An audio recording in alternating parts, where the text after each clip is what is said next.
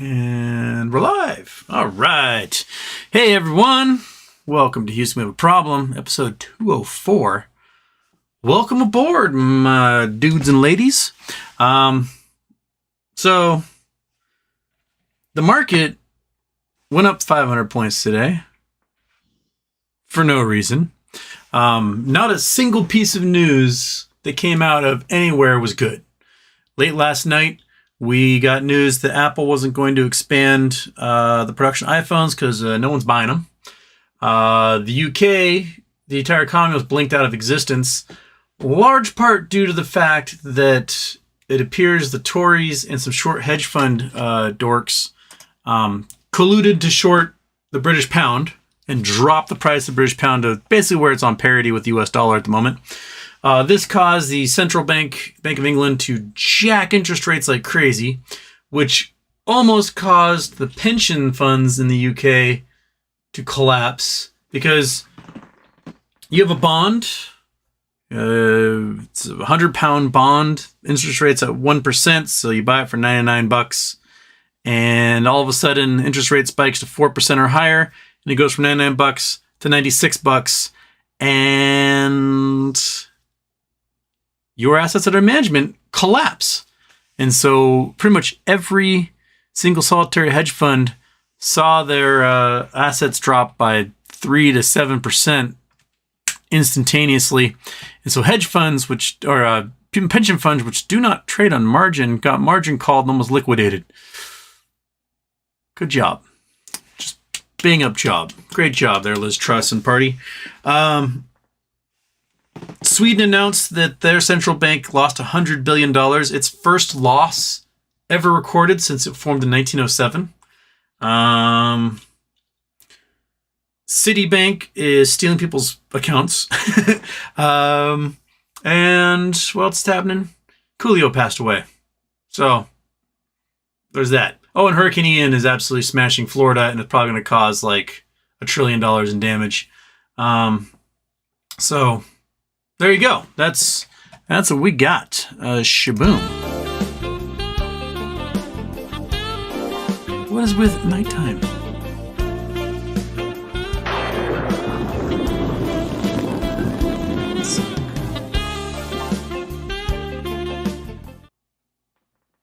Why is the internet sucking? Why is there a fly buzzing around my head? What is going on?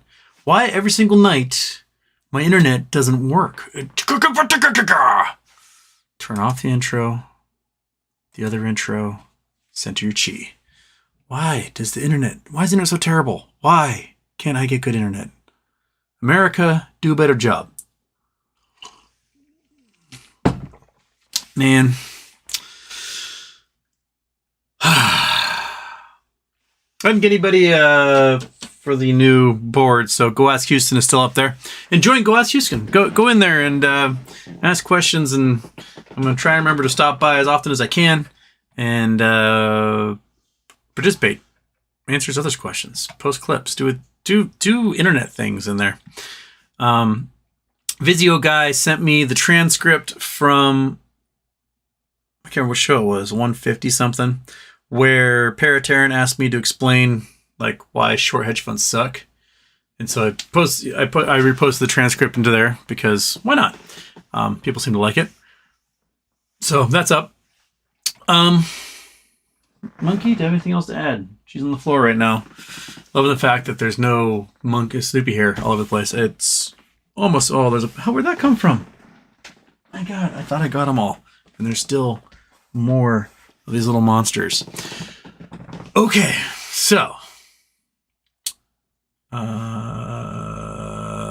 where am I? Who am I? What's happening? Isaiah Kresnik, hello. Oh, the other thing I was going to talk about. The Nord Stream sabotage in the Baltic. The Russians want to blame America, but it's obviously a Russian false flag because the Russians are the only ones who can benefit from this. Russians torched the pipeline, probably by sending a maintenance drone in through the tubing and then boom. Much safer than having a sub launch an explosion at it. And this allows the Russians to pressure Germany to pressure the rest of NATO to lift sanctions to allow Western technology back into Russia so they can rebuild the pipeline. And because Russia doesn't have the technology to do it. They don't have the know-how, they don't have the tooling, they don't have the people. And they need sanctions lifted because they know their economy is about to collapse. And their economy is going to collapse so hard. My big guess is that the price of gold is plummeting because Russia is selling like crazy to help pay for their war.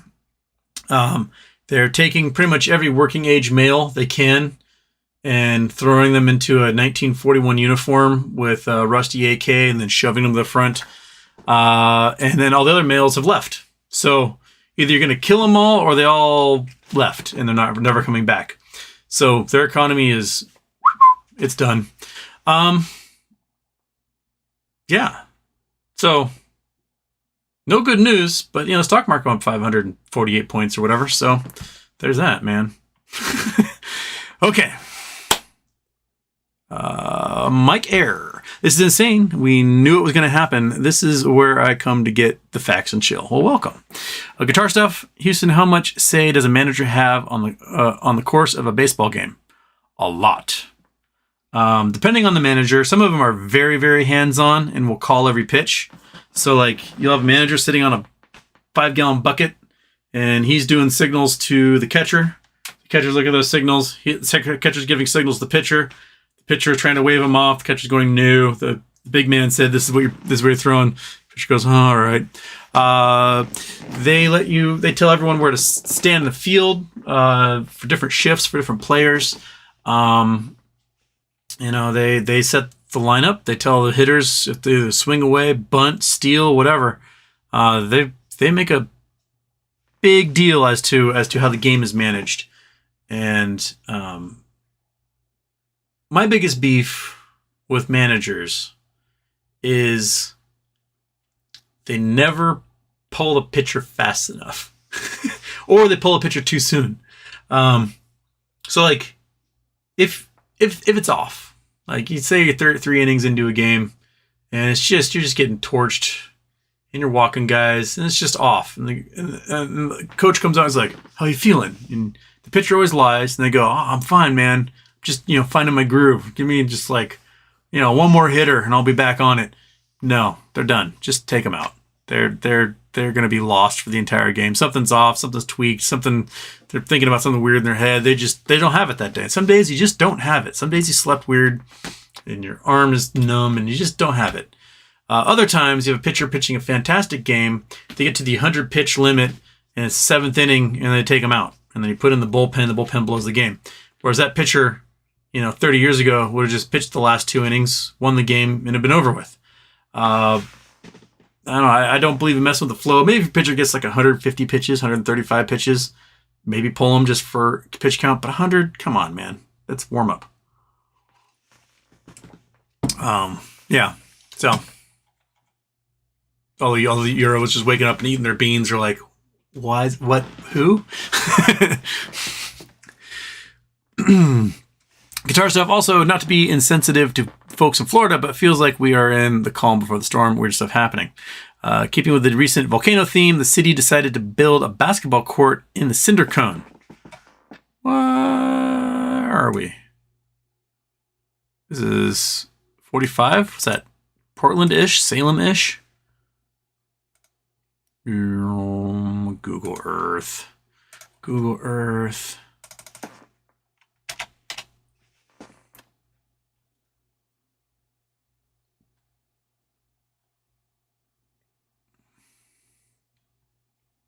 And the internet's terrible, so we may never. I bet they got a new library, and I have to load the thing back up again.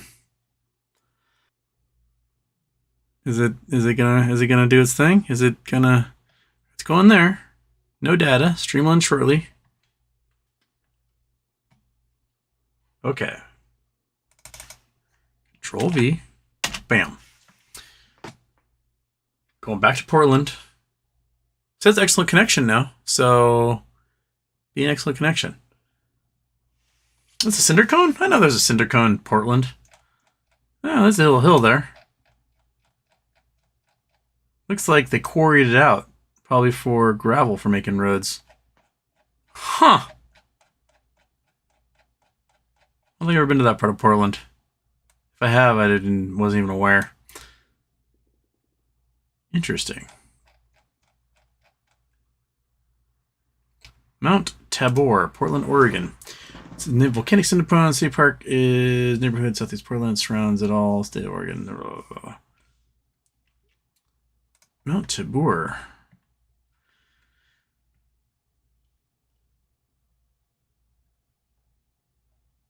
Mount Tabor neighborhood lines between blah blah blah. Reservoir controversy. Give me the geology, man. I want to know what the cinder cone is doing, how old it is.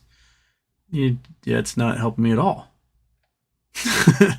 Doesn't tell me anything about the geology of Mount Tabor. Huh. I mean, it's cool as making a veteran cemetery in the middle of one. Like Punch Bowl in Hawaii.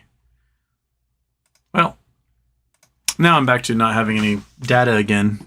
Stupid internet, dude. I bet all my neighbors are just porning it up right now or something. It's eating away at my cable internet. Man. Okay. Marcella. How is AMC selling apes at $3 or $4? Kill the squeeze while selling at $10, $11 does not.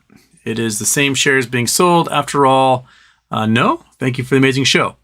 I mean, doing a huge deal to buy as many shares as you can, I guess, is one way to cover positions.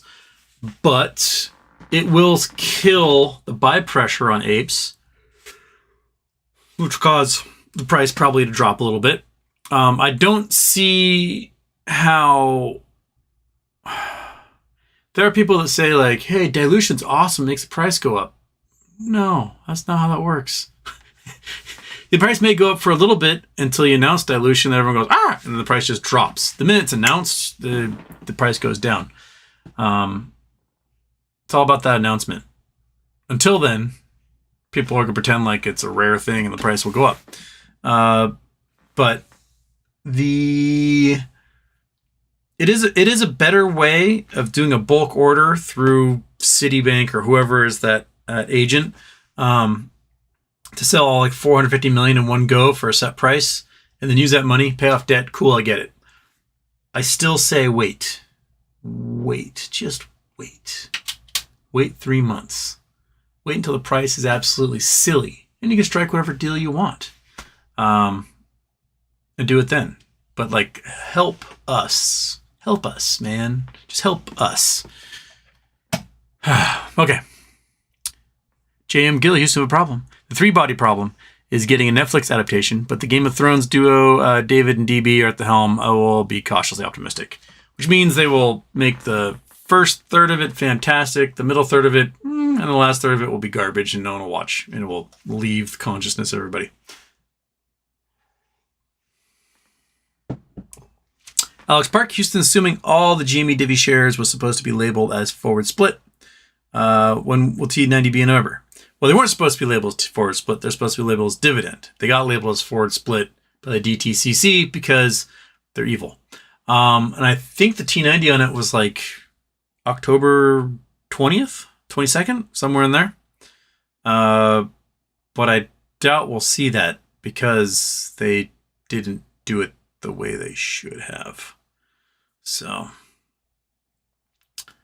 and a rule that Houston, my elderly uncle, lives directly in the path of hurricane in a one-story manufactured home. Oh, shit.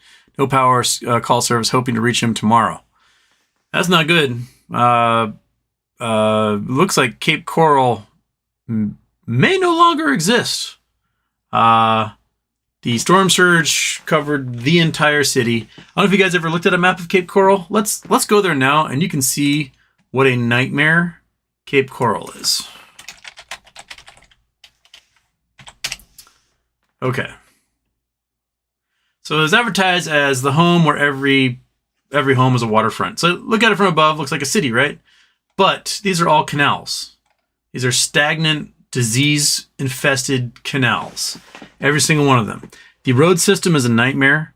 Trying to get, even like if you live one of these places, trying to get to a grocery store is like a 50-minute drive wherever you are. You have a house with a little boat slip somewhere in here, good luck getting out. It is like being in a corn maze. And the tides do not flush out the water. So it is like septic waste and grossness and sludge and slime and oil slicks. It is really, really bad. The flooding, storm surge, basically wipes out Fort Myers, wipes out Cape Coral, all the way up to Suncoast Estates. So this entire area is under 12 feet of water. There is probably not a home in this city that is not destroyed. Really, really, really, really bad place to have a direct landfall. Hurricane Charlie came through the category 4. The storm surge wasn't as large, and the storm moved a lot faster. Whereas it looks like Ian just sat over Cape Coral for hours and hours and hours, bringing in so much water. So much water that up north in Tampa Bay, the storm, the low pressure system pulls the water up and draws water in from elsewhere. Tampa Bay emptied out. So they're afraid there's going to be a direct hit on Tampa Bay. But the problem was it hit in the south and pulled all the water out of Tampa Bay. So Tampa Bay was like bone dry because all that water got pulled up by the storm and dumped into Cape Coral. This is a place where humans should not live. There is no reason human beings should live in this place. This is a swamp that they dumped a bunch of sand in and cut canals and then did a land scam with a bunch of like Midwesterners to retire here. And I mean, just look at this. There's no open space. It's just sand and limestone. The road system is a nightmare to the point where there's often usually only like one entrance or exit for each neighborhood. Most of the homes are single story. Most of them are not in stilts. It's a nightmare. Absolute nightmare. Built in the 50s with no zoning, no, approval from the state. It just exists. So like you live over here and you want to go to the grocery store, you got to figure out how to drive this maze and get out here to the town of Cape Coral. It's rough, man. If you want to, you can probably buy a home for like $800 there soon. It'll be moldy and stuff, but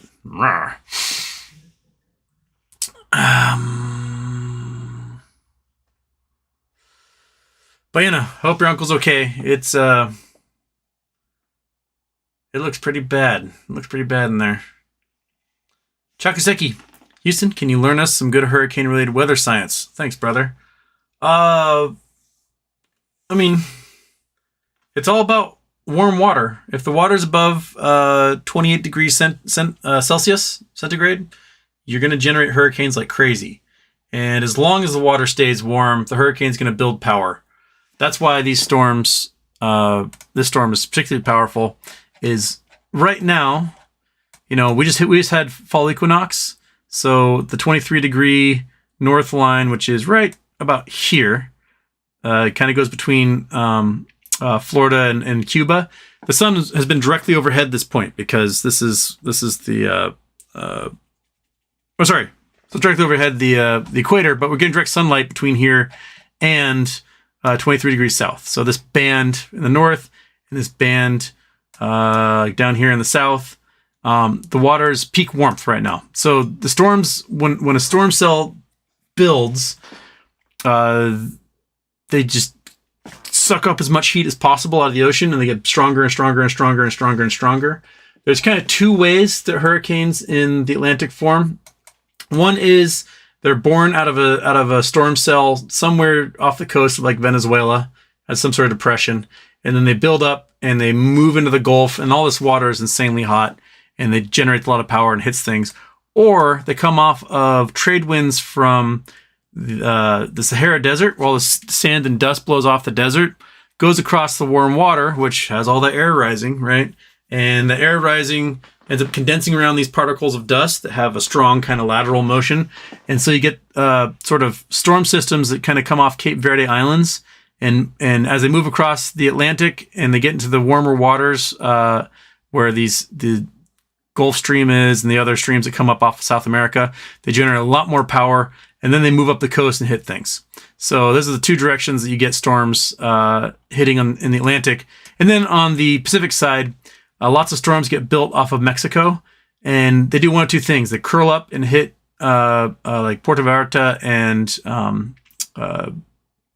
the Baja Peninsula, or they move across with the trade winds and they move kind of into Hawaii there. So a lot of times they dissipate kind of out here in the center, but if they get into the warm water behind Hawaii, they can generate a lot of power. The water's colder here and it's warmer back here in the leeward side because there's less, Hawaiian Islands kind of block a lot of the cold water from getting in there, so this water sits and bakes a lot more. That's why Niki hit Kauai in 92 with 200-mile-an-hour winds, is one of the strongest storms to ever make landfall, and just kind of wiped out everything in Kauai.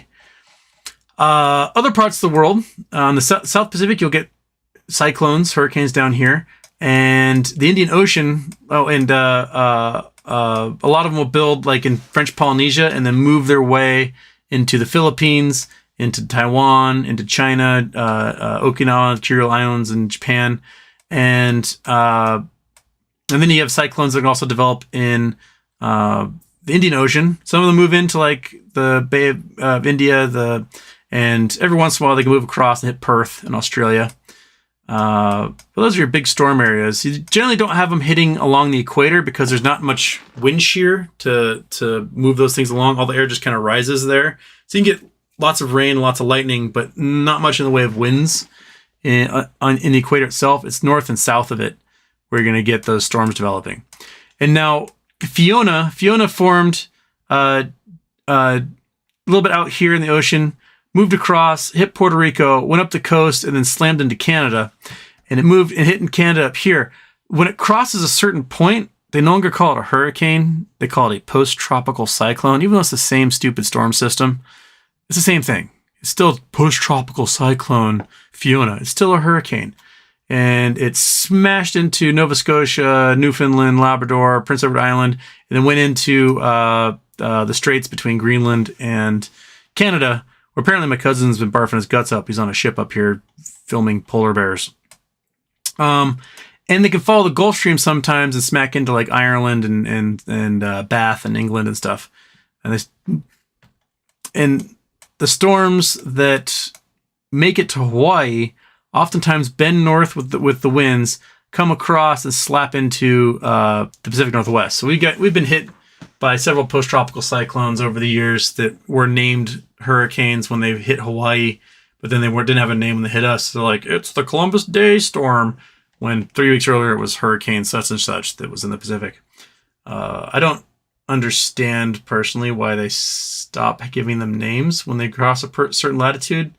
I mean, like the lowest millibar storm ever, I think, was recorded in like lowest pressure storm was like 800 millibars, and it was recorded off of Alaska in the Gulf of Alaska, and that's a hurricane, 175-mile-an-hour winds. But they won't call it a hurricane, even though it's Category 5. It doesn't just because it's not hitting Florida because they're stronger or something. I don't know, but it's all the same stuff, dude. All the same stuff. Where am I? Where was I? That was Chakuseki. Online entity. Oh, you got something right there for us. Okay. Unless I'm going right back to Cape Coral. Am I? Oh, going to the Bahamas. We're going to a hole. Oh, it's that blue hole or whatever in the Bahamas. Dean's Blue Hole. Yeah. So this is a big sinkhole in the Bahamas. The ocean ate away all the limestone. And the world's deepest known blue hole with seawater plunges 202 meters. There's Tom Long full article. She was a picture. There we go. 202 meters. Look at that thing. Little diving platform there. That's got to be eerie. Just a big giant hole. Everything else is like shallow little reef and everything. Yeah, that's sinkhole, man. So you get stuff like that on land. This is just one that happens to be on the coast. Cool. Jason Blackwell, hey Houston. I think the best political move is to stave off market collapse till after midterm, so each side can blame the other.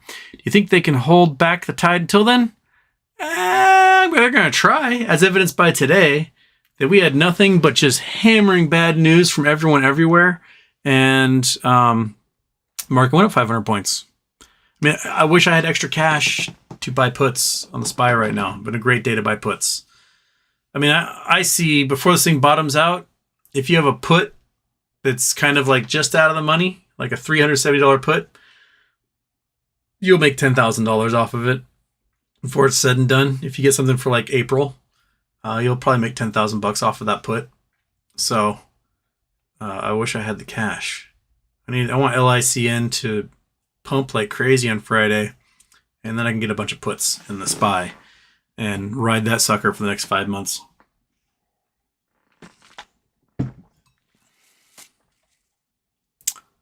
Anyone that spent some time today pondering why Trump thought he might negotiate between Russia and Ukraine, considering all of the legal trouble he's in, is it narcissism or delusion or more nefarious? Yes. I don't know what Trump would negotiate. Zelensky won't listen to him. Putin is like, you're my plaything. What are you trying to do? And was there a negotiate? Like, Ukraine won't accept anything other than Russia pulling back from all occupied areas, and Russia won't accept anything except for the annihilation of all Ukrainians. So there's not really much to negotiate here. A ceasefire means nothing because Putin does not follow any of those rules whatsoever. He just does what he wants to do because he's a complete unhinged, irrational player in all this. He is destroying his own country right now out of a complete pride factor. Like, he's too proud to admit he's an idiot and should never have bothered invading Ukraine. And he just basically either killing or chasing away every laborer he has in the entire country. So not only do they not have the ability to have Western technology come in to do things like drill oil wells and pump and ship and transport and do stuff like that, but they no longer have the bodies available to do the directions of those Western tech powers that can come in. So they've got nothing. They've drained 80% of their military forces from the border regions with NATO states. So along like Finland, Lithuania, Estonia, Latvia, there's no one there anymore. So if Putin does escalate this thing, there's no one to stop NATO from coming in and just kicking his ass. So he has to hope that when he tells someone to push that button, that someone in that 9-layer chain of command for nuclear security doesn't just go, yeah, I'm not passing on that order. Sorry. Because anyone along that chain of command can say no. And they just don't do it. And, it could be a big brouhaha, but the codes, that last dude along the line, he's the one with the codes. And if he says no, it ain't happening. And it's very likely the U.S. government has put a lot of money into the pockets of someone or someone's along that chain of command. Because why? Because it's cheaper. Like, you can spend $50 trillion on a Star Wars system, or you can spend $1 million on buying off somebody in the security apparatus in Russia. The fact that we seem to know when things are going to happen before, like, the Ministry of Defense in Russia does, means we've got a lot of people on that payroll. It's leaking us information. People are not happy with Putin. Dagestan's like in outright revolt. Kazakhstan is leaving the security agreement they have with Russia. Azerbaijan, Armenia are at it. Turkmenistan and Kyrgyzstan are fighting. Everyone's smelling weakness out of the Russians, and they're going to try and carve out their own new little world out of this, because Putin is so overextended he can't keep a grip on anybody anymore. So, how did I get there? Yeah, it's Trump is just trying to distract. He apparently refused to move his deposition from anywhere but Florida for Friday because he knew the storm was coming and it was going to cause a delay. So he won't have to go to his deposition on Friday as a result. I think of either Snoopy hair flying through the air getting my eye, or another eyelash just fell into my eyeball. Oh, I think I got it. Okay.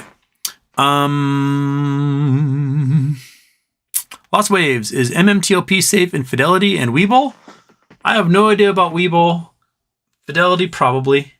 I don't know how Webull handles those things because Webull doesn't do OTC stocks and stuff. So I have no idea how good it is there.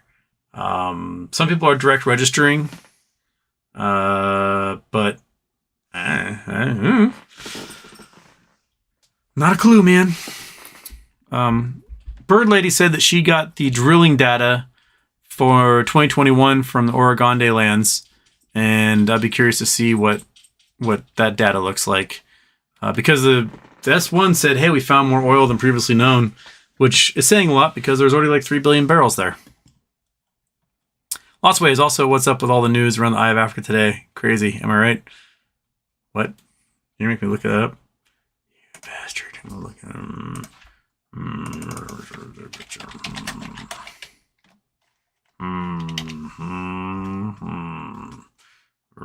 news. Eye of Africa long-awaited trial over 2009 stadium massacre begins in Guinea. Eye on Africa, not Eye of Africa.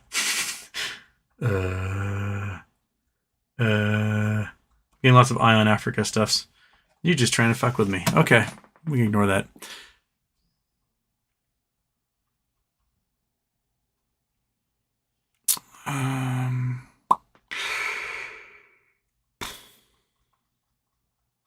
Lost Waves also shout out to Jimmy DePipe and his awesome PowerShell skills.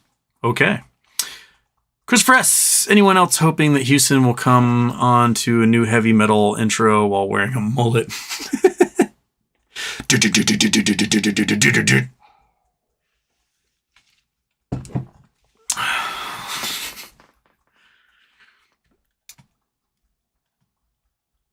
Mitch, howdy Houston. Since you don't believe in ghosts, might I entertain you with the possibility of residual energy of past event. Conservation energy states energy can neither be created nor destroyed. Sure. I don't know necessarily if like there's an aura of memory for those things. Oh, hi monkey. How you doing, buddy? Go up there. Do your thing. You want the blanket? Okay. It's fresh out of the dryer. It's nice and toasty and warm and clean and fresh free from Snoopy hairs. I mean, yeah, there's residual energy in things, but does that mean those electrons have a thought process or transmit info or I don't know. Sometimes I do think what a lot of premonitions may be is perhaps sort of genetic instinct, like your ancestors survived a situation because they went, that's not right. And they pay attention to that, and they passed on that sort of like heightened awareness onto you. Sort of like how, you have a bunch of gazelles, all of a sudden one gazelle's like, there's a lion here, time to fuck off. And all the gazelles go, bang, bang, bang, bang, bang. Something like that. I mean, when you're a kid and you meet someone, you're like, that guy's really creepy. But like your parents are like, don't be rude. And you're like, I don't like that dude. I don't want anything to do with that guy. He's weird. He's creepy. I want out of here. Every single time in my life when I've had that guy's creepy like thing go off in my brain, get arrested for touching kids or, doing something absolutely horrible. And so I listen to that voice. Whenever someone gives me the heebie-jeebies, I just don't bother giving them the benefit of the doubt. Like, oh, you know what? They just really need to be like, I just need to like get to know them. No, man, life's too short. They give you the heebie-jeebies right off the bat. You don't need that in your life. You don't need to spend like the next 6 months trying to like figure out, maybe it's just me that this guy is giving the heebie-jeebies to. Maybe he's just not understood. And it turns out he's got like a 6-year-old in his closet or something. Listen to that voice. That's one of those things I think you should listen to is that if someone gives you the heebie-jeebies, listen to it. 'Cause that's your like ancient ancestors, primordial, threat response going ding, ding, ding, ding, ding, ding. And listen to that. Listen to that voice, man. It is very important. Meow Meow, you said Citadel raised money through the sale of bonds. Who the heck is buying them? I don't know. Would you buy a Citadel bond? No. My guess is their golf partners are probably buying Citadel bonds because these guys are really incestuous, and they golf or go to score strip club or whatever, and they're getting a lap dance by Cardi B or whatever, and they go, hey, my company is we're kind of gonna die soon. We're selling off a whole bunch of triple B negative bonds, and we're hoping that you guys can buy $600 million of them. I'll pay for your lap dance. And his buddy's like, sure thing, bro. Love strip clubs. And then they agree, and then someone buys their bonds and gets stuck with the bad debt. But in this meantime, whoever bought the bonds is being allowed to do an equity swap and sell a bunch of naked shares that don't exist. So there's probably some quid pro quo back scratching going on. But you and I aren't buying those bonds. Maybe they're convincing mutual funds or pension funds or something to get stuck holding the bag on those things. Pension fund people, for the most part, I think, this is just a sense I get, that the people in a pension fund wish they could do something more interesting, but they've sort of been relegated to the boring pension fund side where you just buy a bunch of blue chips and a bunch of bonds and you just sit there and it eventually grows over time, and that's all you do. Whereas they want to be doing the sexy plays like hedge funds.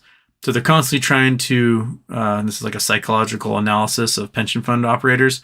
They're constantly trying to win the approval of the hedge fund guys and the market makers and the guys who do the cool stuff and fly on private jets and go to scores. And so they're kind of like the nerdy kid that no one pays attention to, and and they get a phone call from the hedge fund guy, and they're like, oh my God, hedge fund guy's calling.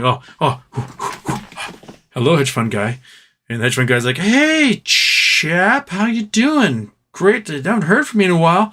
I've got $600 million in bonds and need a buyer, and apparently you've got $600 million in union worker cash that you could throw my way. And the pension fund guy goes, anything for you, cool guy. And they just buy them, and then they're stuck with them. And then you have the pension funds in England blinking out of existence.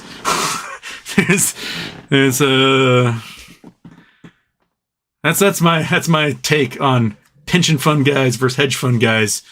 And pension fund guys never get invited to the party. They never get invited to the strip club. Every once in a while, they try to be really cool and steal from the pension. But really, everyone just goes, man, just know your place. Your job is to just buy some bonds, buy some blue chips, sit, and then dole out cash over years to a bunch of aging electricians or something. So, yeah. Oh, there's the chat reset already right off the bat. That's annoying. Okay.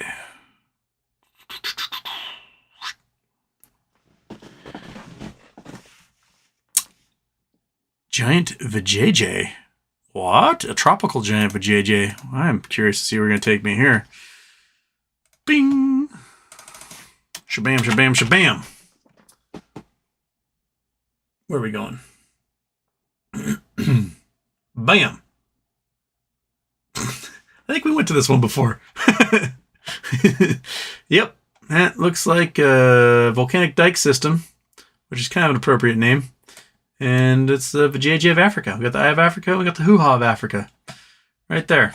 Just across the continent. Yep. That's what that looks like. Maybe a little north-south action. There you go. Actually, that might be upside down. Maybe this way. There it is. Yep. There you go.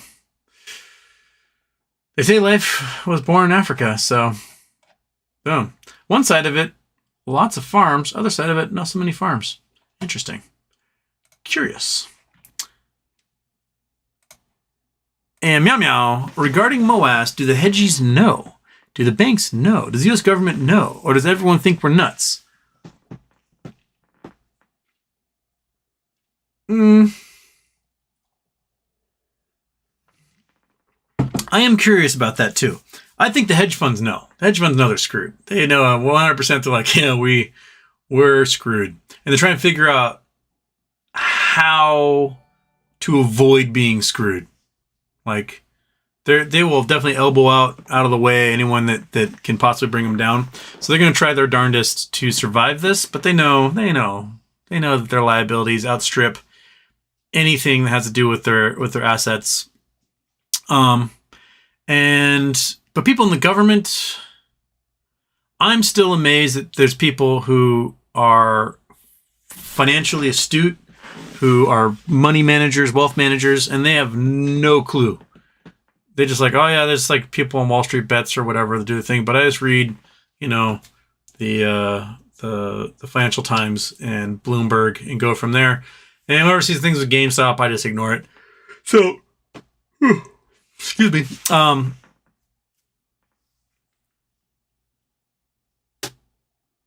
That's another reason why we probably should lobby Congress, is to educate them on what's happening with this, because a lot of them probably don't have a clue. There's a few of them, probably Katie Porter, AOC, ladies in that caucus, who seem pretty up to date on what's happening on the internet and know their financials. But for the most part, if you are an 80-year-old senator, you have no clue. None. Unless it happens to come across your particular committee where you can like call your broker and say, sell NVIDIA or whatever. They probably have no idea what's going on. So we need to go educate these folks. And yeah, but a lot of them think we're crazy, for sure.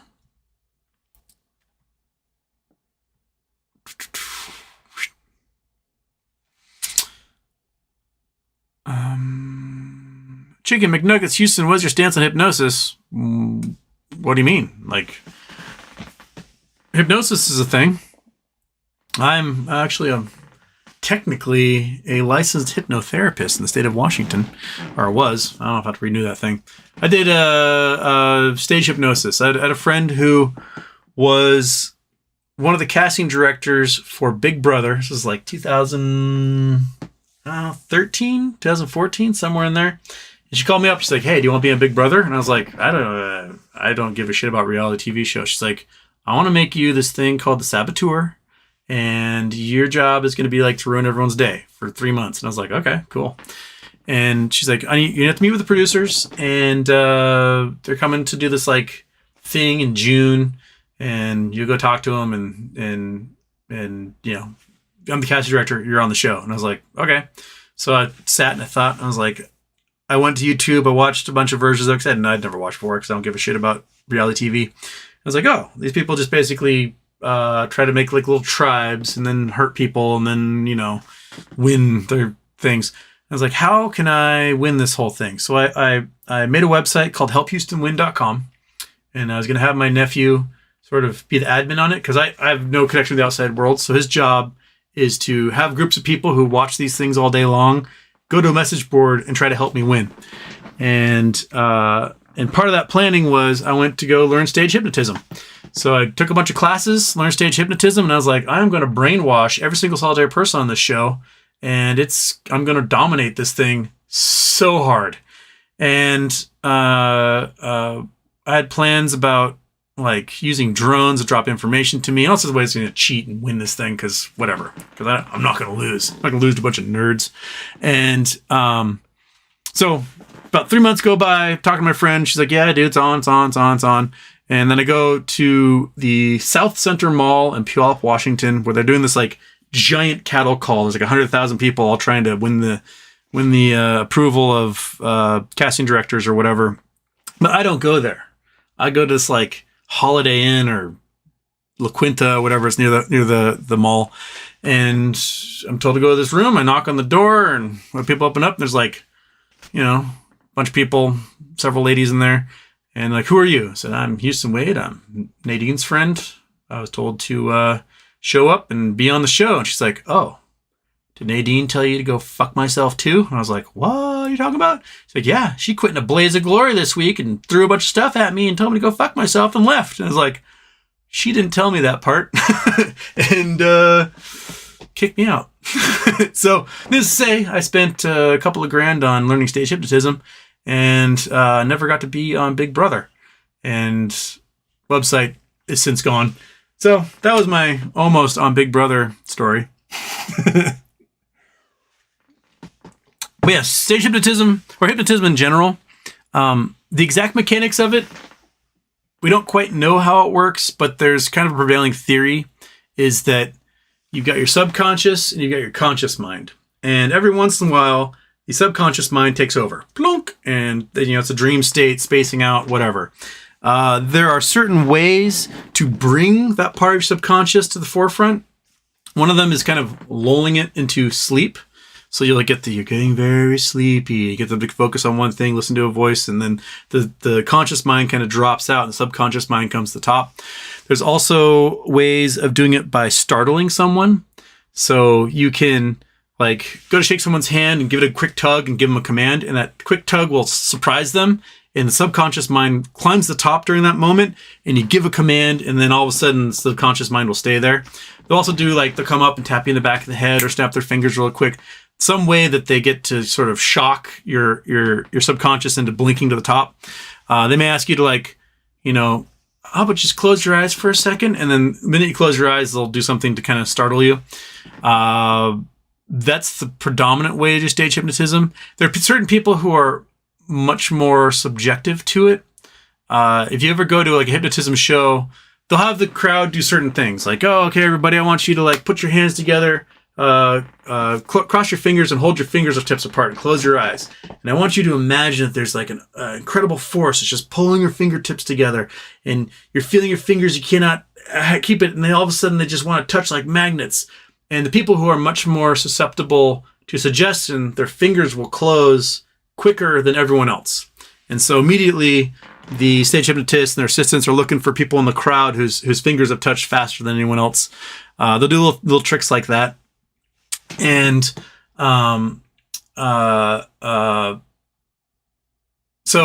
you'll bring those people up, and those people are what are called somnambulists. There's just two terms for somnambulists. There's somnambulists, which are the sleepwalkers, and then there's somnambulists, which are people who are susceptible to suggestion.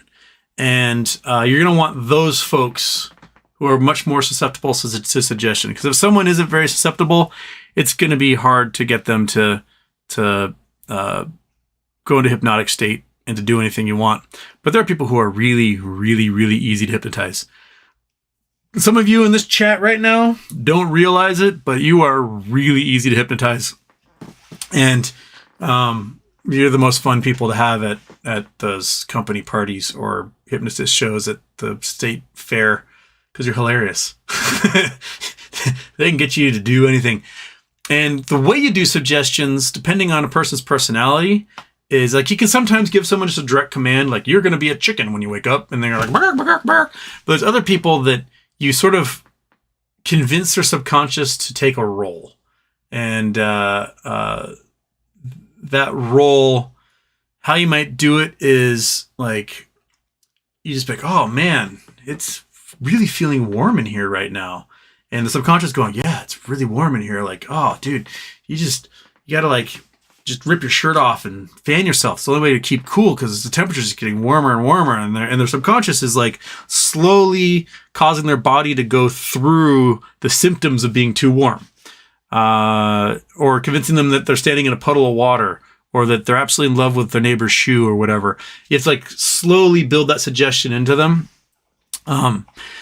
That's I did the stage hypnotism side. I learned a little bit about therapeutic hypnosis, which was not what I was there for. I was there to ruin people's lives on Big Brother. I wasn't there to help people quit smoking or to face trauma or whatever. So that's a completely different aspect that I only learned about for an hour, and then they went, no, you're not doing that stuff. You're gonna make somebody fall in love with their neighbor's shoe. So it's very interesting. This, I don't want to call it the science, because people don't really understand a lot of why the mind does these things. But you can create weird sort of Pavlovian triggers in people. So every time a bell rings, you're going to, walk like a chicken, and ding, bark, bark, bark. And then it's just a trigger. It's like a Pavlovian response written into the code of the brain all of a sudden. And you can turn it off. You put it back under and like, okay, you no longer will bark like a chicken when you hear a bell, things like that. But you can really mess with people's brains, like in quite some serious ways. I don't know if you guys ever read about the principal at high school in Florida who was a hypnotherapist, and he was like hypnotizing kids to get better grades and perform better and whatever. Then the kids just started committing suicide in just horrendous numbers because the triggers he put into their brains, he didn't create outs for them. So because they became these like obsessive compulsive, I don't know how to describe it. Like, you are going to get an A on your test. You're going to study really hard and you're going to be the best student you can be. And the person wakes up like, yeah, they go out and they go to get A's in their test. And then they didn't get an A on their test. And there's like an error in their brains, like error. I am not a human being anymore. I am not worthy. I didn't get an A on my test. I studied really hard. And because the outcome did not match the command from the hypnosis, the kids were killing themselves. Let me see if I can find the article on that. That was maybe not quite a decade ago. Florida high school hypnosis suicides principal. North Point High School in Sarasota. After he made hypnotized Wesley McKinley 16 day before he killed himself. Yeah. So it's 2015? 2011. 2011.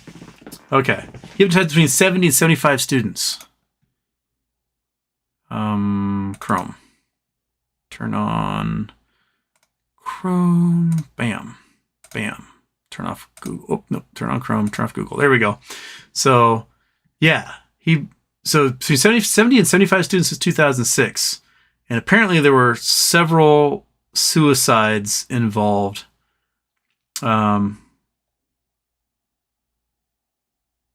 Yeah. Just crazy. Like, don't hypnotize kids. Don't. Unless it's senior night or like senior cruise after graduation, they hypnotize them all and you make them fall in love with each other. It's hilarious.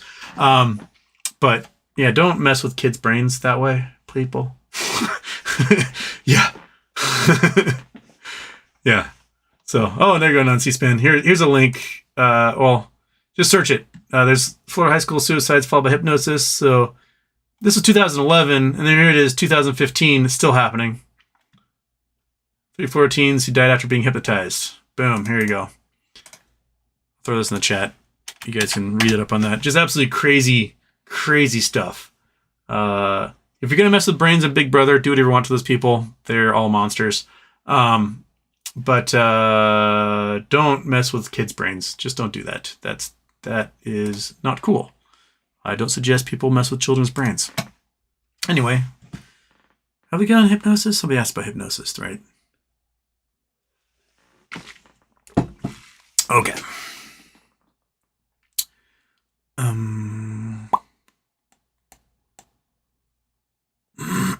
Sad boy, Houston, thoughts on collabing in future stream to talk about YouTube, No Labs, and GME? Sure. Why not? I love collabing.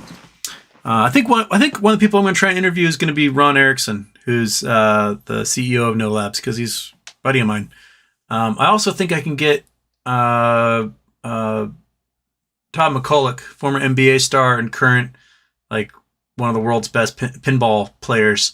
I talked to his wife the other day and was like, would Todd be cool coming on? She's like, if let's talk about pinball, please. I'm sick of hearing about pinball. So we might have him. He's got the world's largest private pinball machine collection, and the World Championship of pinball came to his house because he's got more pinball machines than anyone. And he's also 7'4", and he was the shack stopper. So why not? Let's if we get Houston, we have to talk off the ground, or Houston, we have a talk show, whichever way it is. However, name it aside, I'll start having those guys on. And I think I want to do it less Zoom style, like maybe, more 60 minutes, like go to these people's homes and chat with them in their environment and watch them play pinball or whatever. So we have to hire Scott to film and do that stuff. But then again, he still has all his crap in the garage, so he owes me forever until Stud gets his stuff out. That's going to be the payment for me keeping all this crap in there and not being able to use my garage. He will have to film and edit things until he dies. So,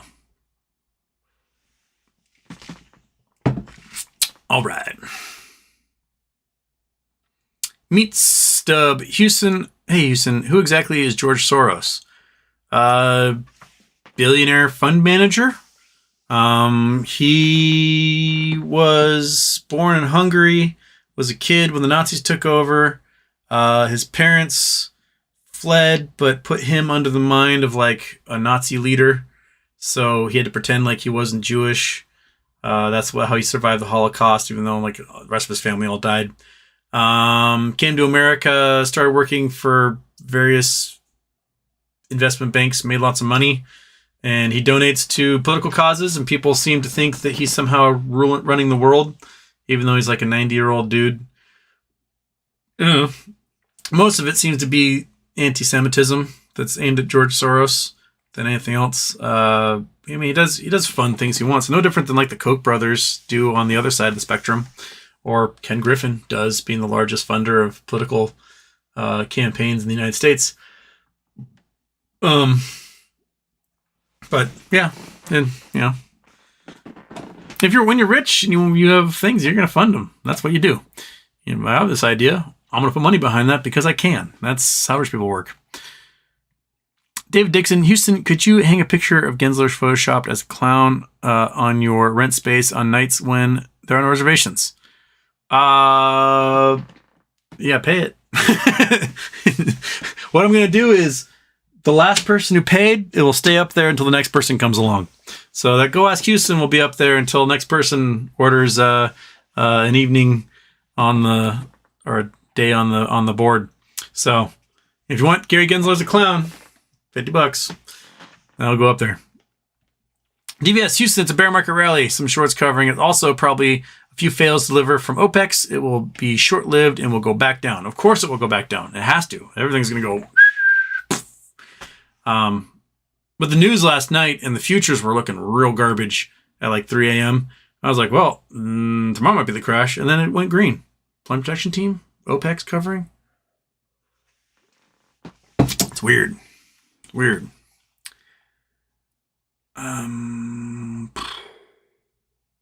Big Doe would have eaten that fly. He would have eaten that fly. Monkey's under a blanket. She doesn't even know it exists right now.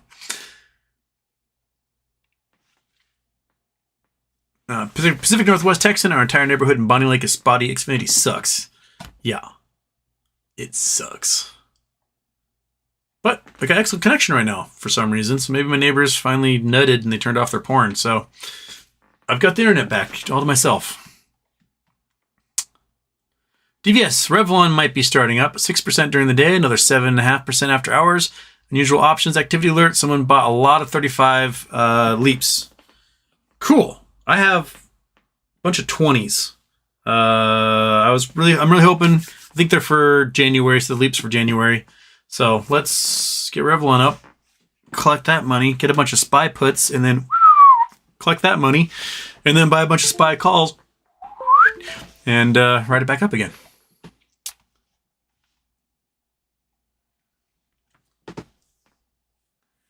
Enrich Me, Xfinity probably wants you to update your internet plan with them, so in the meantime, they'll mess with your connection. Same happened with me after a phone call with them. Have yet to give in. So this is what happened, is that I had, sign up with Xfinity for 1 year, get the crazy internet for super cheap. And I was like, okay, cool. And then COVID hit. Xfinity or Comcast apparently did this thing like, hey, we're not going to throttle anybody's internet because all these kids are at home and they need to do all these Zoom calls and the internet's be used like crazy. And they had some sort of 4 terabyte limit on the internet. I didn't know that. And it went from March 2020 all the way through July. I went on a road trip with Monkey Butt and I got this notification from Comcast. It's like, hey, you have 50 megabytes left of your internet before you start getting charged. And I was like, what the hell does that mean? Scammer, whatever. Hey, you just went over your limit. So every 10 megabytes you use is $50. And I'm like, what the hell are they talking about? Get my bill. My bill is $600 for the internet. What? So apparently, while I was on this road trip, the window of unlimited internet turned off. My roommate discovered the Microsoft service for his Xbox where you pay $1 a month and you can play any game you want. And he downloaded fucking 15 terabytes of games. And he's like, nope, don't like that game. Delete, download another one. Over the course of 10 days. So I called Comcast. I was like, hey, I want to cancel you guys because this is ridiculous that I have to pay this much for internet. This is stupid. It's not what I signed up for. And because it's a pandemic, got some lady who, you can hear cats meowing in the background because she's working from home. She's like, well, let's look up your, oh my God, I have Mormon families of 20 that have never used this much internet. And she's like, what in the world? I said, Xbox, man. The dude downloaded every game in the universe. She's like, oh, sorry. And so she signed me up for a new plan. She's like, hey, it's now unlimited. You can use as much internet as you want. It's slightly more a month or whatever. We'll waive the fee. It's like, cool. And the internet has been garbage. Just garbage. But Shahab. Or Shaheb. Saheb. Okay. Looks like we're going 34 degrees, 36. Was it Middle East? Is that where we're going? Google Earth. Boom. Shabam, shabam, shabam.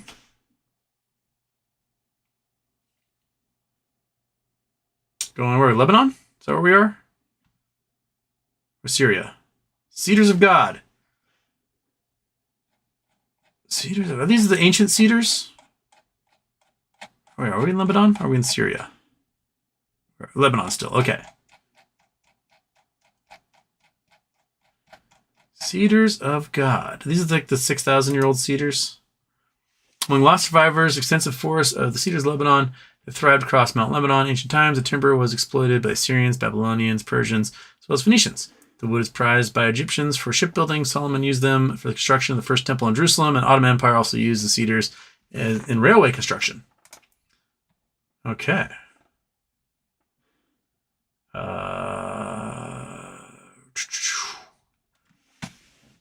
Mount Lebanon, once shaded by thick cedar forests, a tree is a symbol of the country. After centuries of persistent deforestation, the extent of these forests have been markedly reduced. It was once said that a battle occurred between the demigods and the humans over the beautiful and divine forests of cedar trees near southern Mesopotamia. This forest, once protected by a Sumerian god Enlil. Gilgamesh used cedar wood to build a city. Okay. So, how much cedar is left? Got this little forest. We've got, looks like some dustings on some hillsides. I assume all of this was once cedars. We're really high up here. We're at 7,000, 9,000 feet up here in these plateaus. This part of the forest is at 6,000, so this is a really big hill. Goodness, that's a big hill. So all of this was probably cedars, pines, things like that. Look at these canyons. These canyons are down at 3,000. So from this canyon to this peak is a 6,000 foot elevation gain. That's a lot.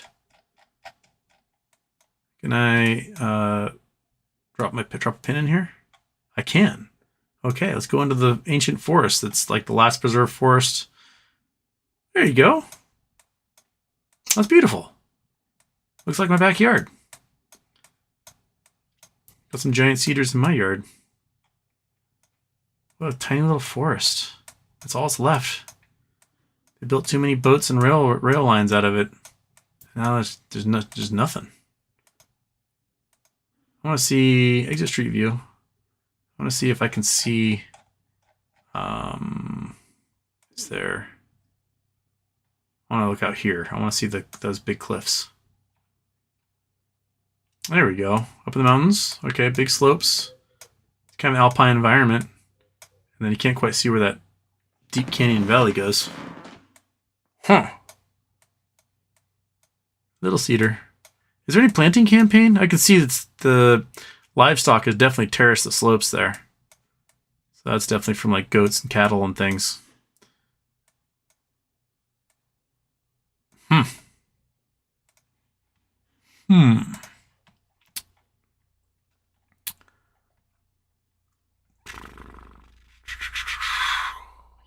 Christopher S., couldn't the Ruskies just shut it off on their end? Talking about the pipeline. They can, but just shutting it off does not force Germany to try to come to the table, because Germany is so dependent upon Russian natural gas. They've been reluctant to arm the Ukrainians, even though they probably should. And if they do sabotage on the lines have to be repaired. But the Russians don't have the technology to repair it. Only Western companies do. But Western companies are currently banned from repairing the lines due to sanctions. So by sabotaging the lines, the Russians can then force Germany to come to like the Security Council and say, please, can we remove sanctions so we can fix this thing? And if they remove sanctions, then Russia's like, modern technology and all sorts of weapons and blah, blah, blah, blah. So the key right now is to get Germany to not do that. So they're like, Germany, no. Put on a sweater, no.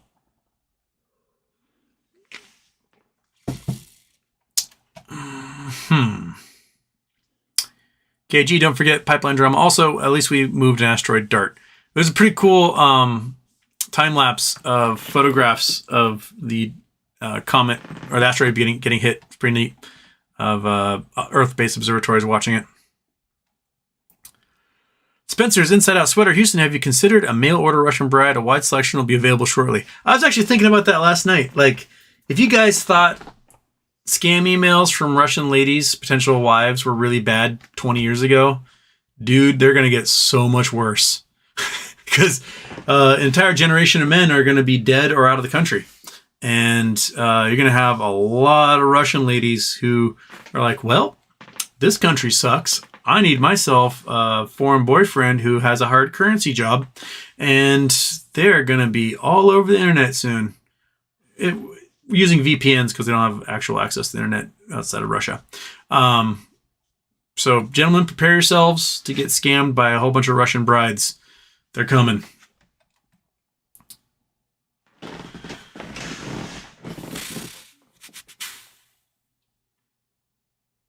Christopher S. Houston, what are your thoughts on drip oil and gas bear? It seems to rip during crashes.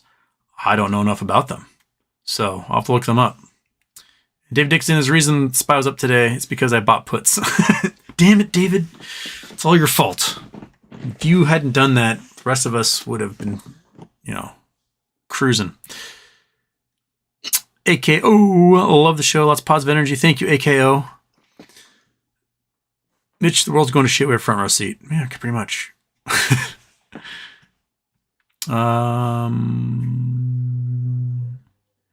And on C-SPAN, hello from St. Pete area. Grateful to be dry. Good luck on all of your fams. Well, did you get some pictures of the dry bay? I'd be curious. I saw some people are just like walking out in the mud, which gives me an uneasy feeling because normally when you get the water pulls back like that, it's because there's a tsunami coming. But really, it was pulled back because the storm was so crazy. Hurricane Maria did the same thing. There's just amazing photos from the Bahamas. All the water is gone from the Bahamas, so the islands were huge all of a sudden because it went out for miles because all that storm water got pulled up by Hurricane Maria to just hammer poor Puerto Rico.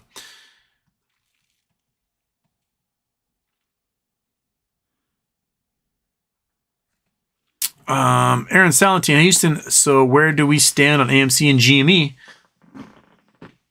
In a holding pattern, waiting for.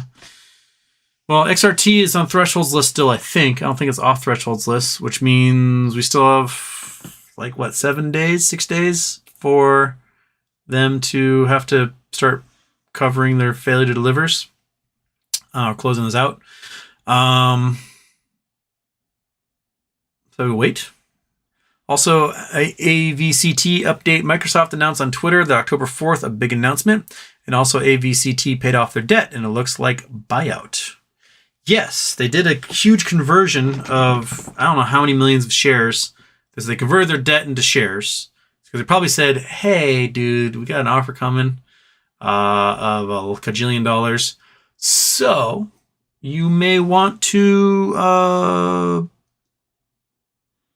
take this debt, convert into shares, take the buyout, and we're cool. And they went, okay.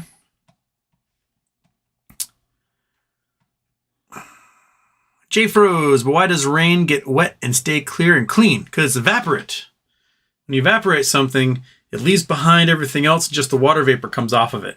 So, like if you're going to distill seawater, right? You boil the seawater, fresh water comes off of the seawater and leaves behind the salt and everything else that was in that water. So you get the sludge left behind.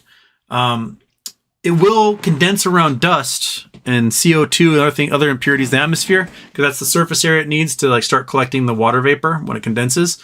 And so you can like clean your car, right? Clean your car and make it nice and clean. And maybe it sprinkles. Get a little spits of sprinkle. Your car will be dusty after that. It might have like little droplet patterns, but there'll be dust on your car as a result of the dust falling from the sky, hitting your car, and then evaporating off and leaving the little tiny particle of dust that was in that raindrop behind. So your car can actually get dusty from rain. Weird to think about.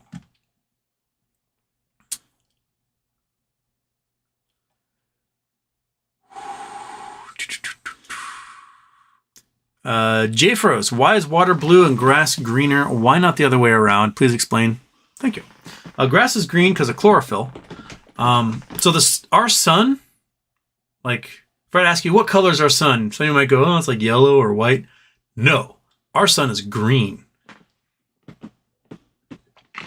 You can be like, what? Our sun is green? Yes. We have a G star is a green star. And I'm going to show you G star spectrum curve.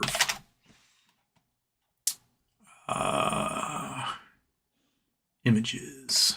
Go there. Turn off Google Earth. Okay, why are we getting, G star getting jackets?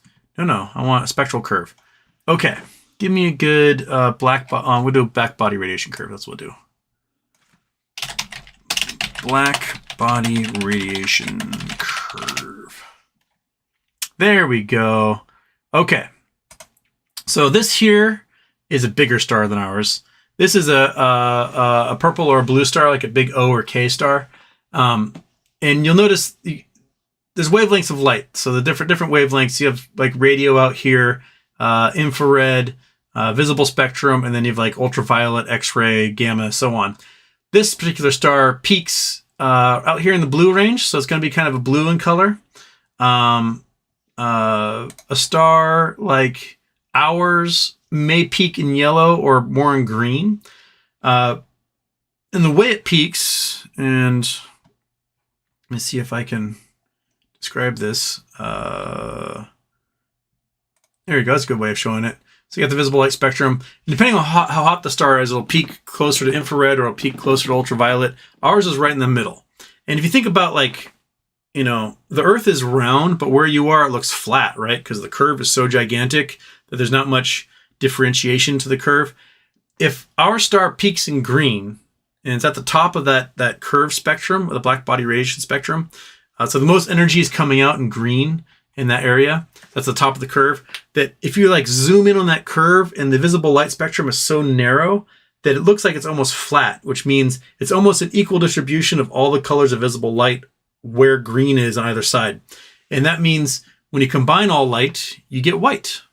You combine all the colors, you get white, right? So our sun is more white yellow than anything else. So being a green star means it's almost a perfect mixture of all the colors of the rainbow. Therefore, it comes out more whitish than you'd expect. But because green is the strongest wavelength that comes from our sun, most plants evolve to have green colors to take use of that energy. And so grass is green because our sun is technically a green sun. The water is blue, though, largely based upon how light travels through the water and what gets absorbed and what gets sort of reflected back. Rayleigh scattering in water and Rayleigh scattering in the atmosphere generally makes like the atmosphere blue.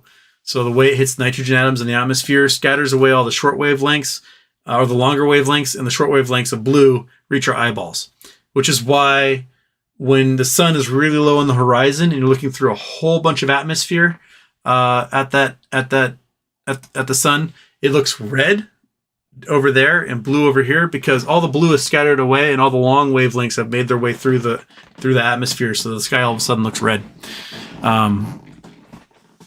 Yeah. So that might help. I don't know. Okay, where was I? Backyard Boogie. Houston, how do you feel about AVCT? If that Microsoft buyout is a real thing, then their fortune is going to be made off of that sucker. And it's so cheap right now, you can throw some bucks at it and get a whole bunch of those. They're 23 cents or something. It bounced off 30 the other day. So getting calls might not be such a dumb idea.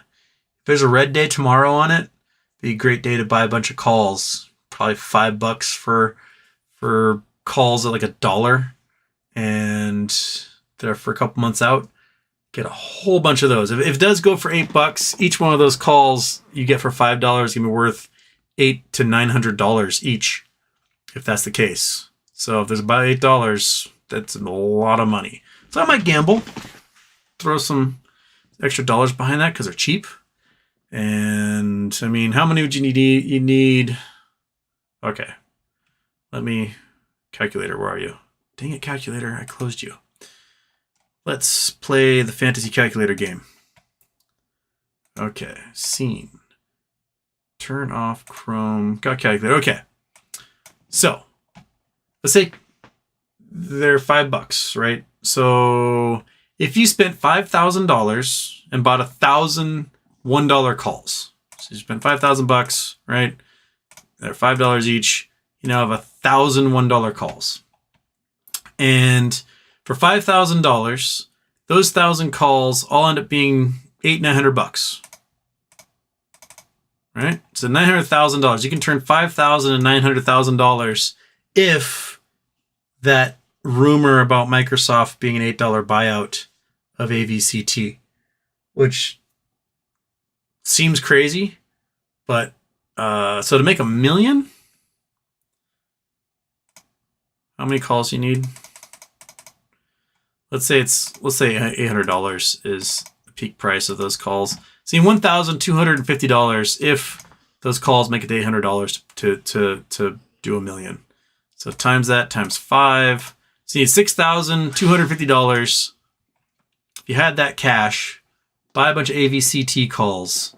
Potentially, if the rumor is true, Microsoft is doing a buyout at $8 a share, you would have $1 million off of that. That's pretty good return on your money. That's not so bad. To do that in shares, okay, let's see how many shares you have to buy for that. So they're at 20 cents right now. So that's 5 shares per dollar. So $1 million divided by $8 would mean you need 125,000 shares times 20 cents. It costs you $25,000 to do that in shares. So you can do it possibly in $6,250 or in $25,000, one way or the other. So there you go. Yeah, it's worth thinking about. $1 million is $1 million.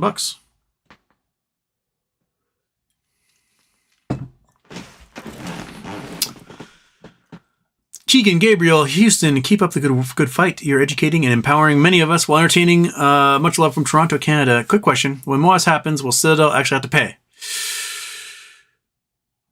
I would assume so, because I can't imagine Citadel as a market maker and Citadel's hedge fund side can survive the capital requirements it takes to remain a market maker, right? If they have $70 to $100 billion in securities sold and not yet delivered, and the market is collapsing hard, the powers that be are going to need those shares delivered because they got to balance the books. There's just a nightmare waiting to happen if those books aren't balanced when all this shit is going down and all the hedge funds are blinking out of existence and Citadel's like, whatever, I'm not going to pay you back. at some point, someone somewhere is gonna be like, okay, this isn't working. We're gonna have to close these positions at some point, and then start a new system from the ground up. I don't know. There's rumors that Ken Griffin's trying to fight for Treasury Secretary because Janet Yellen might be on the out. I don't think Biden would tap the guy who's the largest single campaign contributor to Republicans to be Treasury Secretary. If he does, that is the dumbest thing the Biden administration could possibly do. So Joe Biden, if you're watching my show, which I know you are, you're up like 3 a.m, got nothing to do. You are watching my show in DC right now. Do not take your enemy's largest campaign contributor, who is just a shitbird psychopath, and turn him into your Treasury Secretary. That's just a dumb idea, so don't do that, okay? Don't do that. But there was talk about if Ron DeSantis became president, that Ken Griffin would be Treasury Secretary or head SEC or something crazy like that if DeSantis came in power, which we all know he would use that position to further enrich himself and his buddies at our expense. So no, don't do that. Chopper 68 Houston, do you think we're heading to a digital currency? I don't know if it'll be the only form of currency. I still think there's going to be paper money because sometimes the internet goes down and, power goes out. Okay, I can't pay for the pizza delivery I got or get gas at the gas station. Like, there has to be some other system to back up as analog that can be used still because, kids have lemonade stands. You buy, stuff at garage sales, whatever. Like, there just needs to be cash. Norway, Sweden, and Israel their central banks started a test today running a digital currency between them. So there will be a digital currency of some kind. It will replace all the speculative cryptos that are out there. Westwind, Houston, how are you buying LICN? Is it listed yet? It is not listed, but in Webull, I had to open a Webull account to do it because they're a Chinese-owned brokerage. They apparently have access to all these Chinese IPOs that are going out. So you can pre-order with them when you can't do it in other brokerages. So I opened an account specifically to get some shares of LI or pre-order some shares of LICN. I have no idea if I'll even get any. You send them their money. It takes a week for it to clear. And you make your order with Webull. Say, I want this many shares. And they go, good luck. So who knows if they do launch on Friday, if they get pushed back. If they do launch on Friday, I have no idea if I'll get any of my shares. I don't.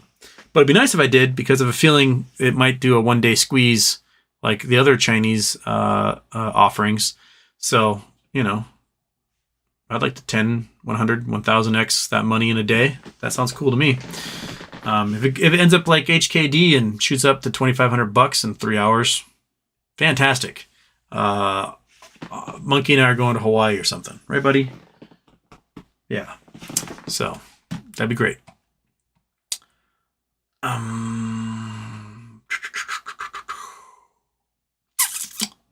Dennis, adjustable rate mortgages in England and Canada on top of the bond markets collapsing, potential nuclear war, hyperinflation, currency value losses, interest rate increases. Can you say MOAS? MOAS. Yes. Diaz, hello from Florida. Diaz, what part of Florida are you underwater Florida, or are you you've got internet still, so you must be fine. Looks like South Florida is who's just got hammered. Resetting again. Dang it. Okay, where were we? There we are.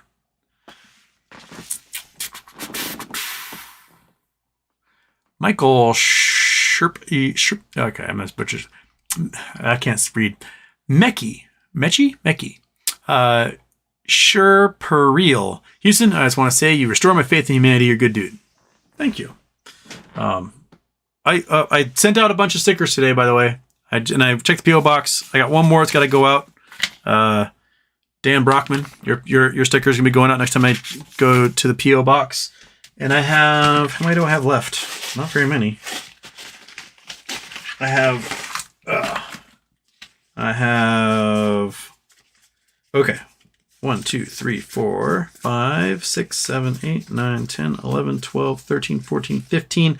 I got 15 good stickers and one sticker with a thing scooed all over it. So I got 15 good stickers and 1 terrible sticker.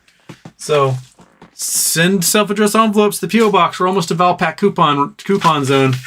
I'll see if my little sister can order me more stickers, because that was my Christmas present from last year. I like being able to send those out too. And the notes you guys send me are just lovely. Dan sent me a fantastic letter, and thank you, Dan. Thank you. I love reading it. It's so nice and kind. Okay. Yeah, as the blob of wind and water passed me yesterday, barely. Oh, good. Whew. All right.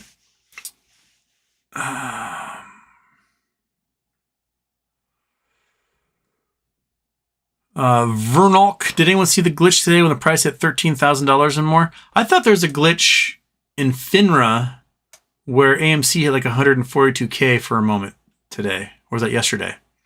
The glitches are back, man.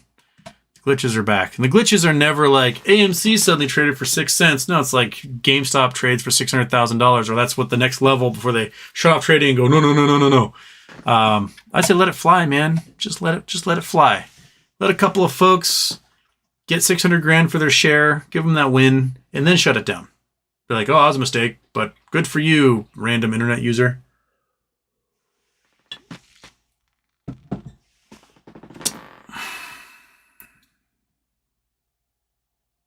Next trade Tuesday will be for you since you get Daddy Musk Starlink.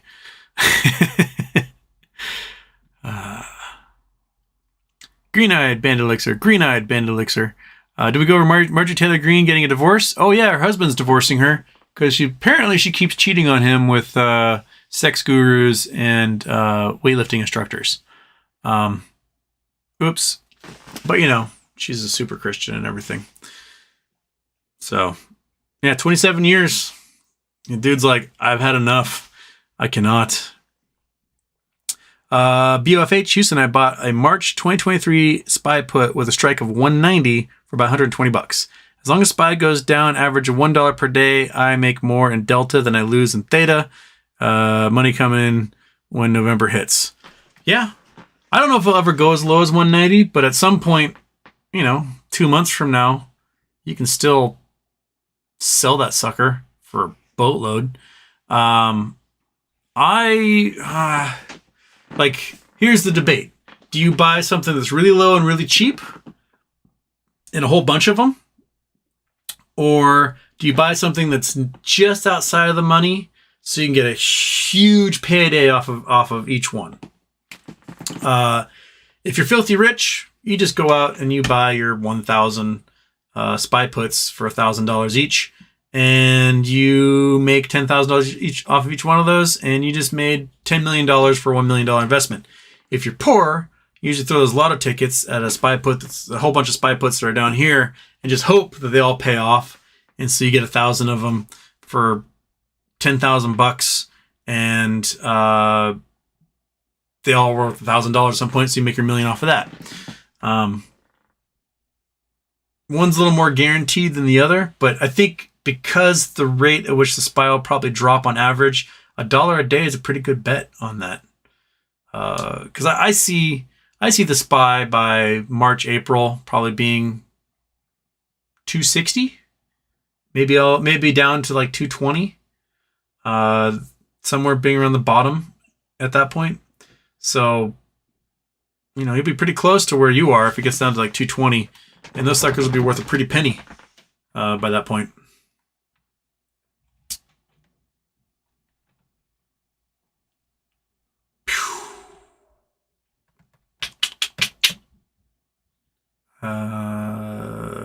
Christopher S. Houston, thoughts on gold prospecting in Nicaragua?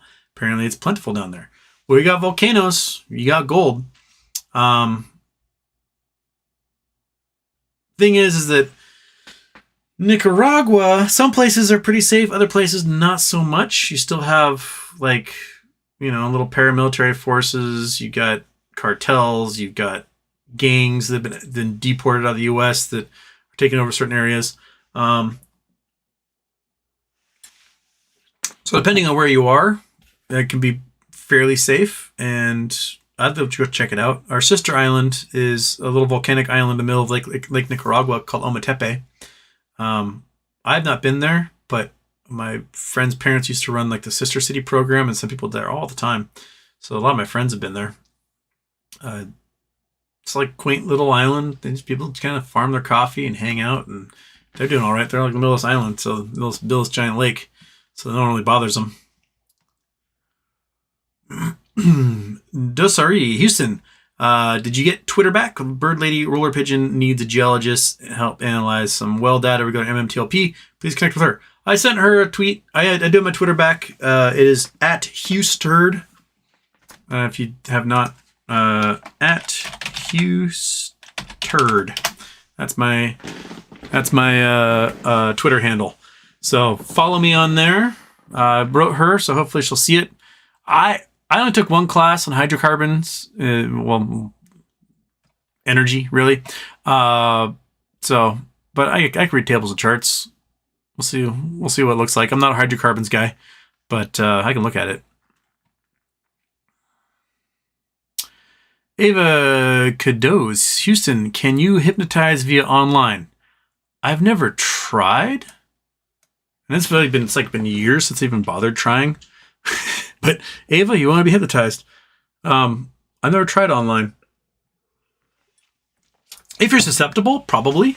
I just tell you look at a point and give you the slow commands, and then you go. But yeah. Alexander K, could you walk us through what would happen to the shareholders if GME withdrew their shares in the DTCC? Would be required to have a GameStop NFT account? Probably. So if GameStop were to go to the DTCC and say, hey guys, you screwed it up. You didn't do what we asked. We want our shares back. There would be a 90-day period where every single short position on GameStop would have to be closed so that there are no naked shares out there anywhere, and every single solitary real share can be transferred either in paper or electronic form from the DTCC to GameStop to do with what they will. Now, your ownership will be attached to each one of those shares, and then GameStop would put it into a different system. Likely the marketplace GameStop created, because that way they can blockchain it and you can no longer naked short, because there is a log, a ledger that keeps track of everything. So yes, it would behoove brokerages, since brokerages can trade crypto, it would behoove brokerages to perhaps bring in the ERC20 token or whatever it would be that would be the stock that would trade. So you may not have to be on the GameStop platform. You just may have to have a brokerage that can connect to the Ethereum network so that whatever the GameStop ERC20 or 740 or whatever would be able to trade at that point. So it'd be more like a crypto coin, but a crypto coin that has the ability to earn dividends. Cloud9, you have to have an IQ of less than 82 in order to be susceptible to hypnosis. Nuh-uh. I've seen some of the smartest astronomers you've ever known get hypnotized and be absolute bumbling fools, and it is hilarious. We're talking dudes that like 1,600 in their SATs, 3 PhDs, covers of Nature, hypnotized, and thinking that they are a chicken walking around on stage. It's pretty funny. Ava, I'm sorry you didn't get to ruin people's lives. I would have watched that just for that. I thought it would make great television. Spending 3 months just ruining people's lives and hypnotizing all of them. It's like, who are you going to vote out of the house? And no one will vote me out because they're like, well, I like that Houston guy. I don't know why. I just keep putting my finger on it. But for some reason, I really can't vote no for him. So I would win. Oh, well, my secret's out. So if you guys want, if any of you happen to get on Big Brother in the future, use that. If you go do stage hypnotism classes, get on Big Brother, use that, brainwash them. No one else is going to know. Except for the 258 of you watching right now and the 10,000 of you who watch later. Other than that, no one will know. No one will know the scheme. You'll be the only one who knows. Okay.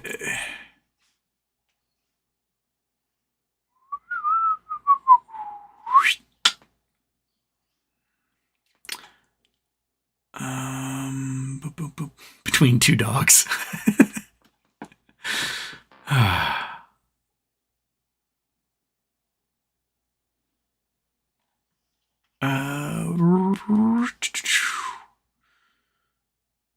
Friends that had a real pinball machine when I was a kid 45 years ago. It was mind-bogglingly cool, but it broke down a lot. That's one of the things I want to ask Todd is like, does he do the maintenance on his 500 machines, or is it like you have someone to come in, just constantly tweak them and fix them and restore them?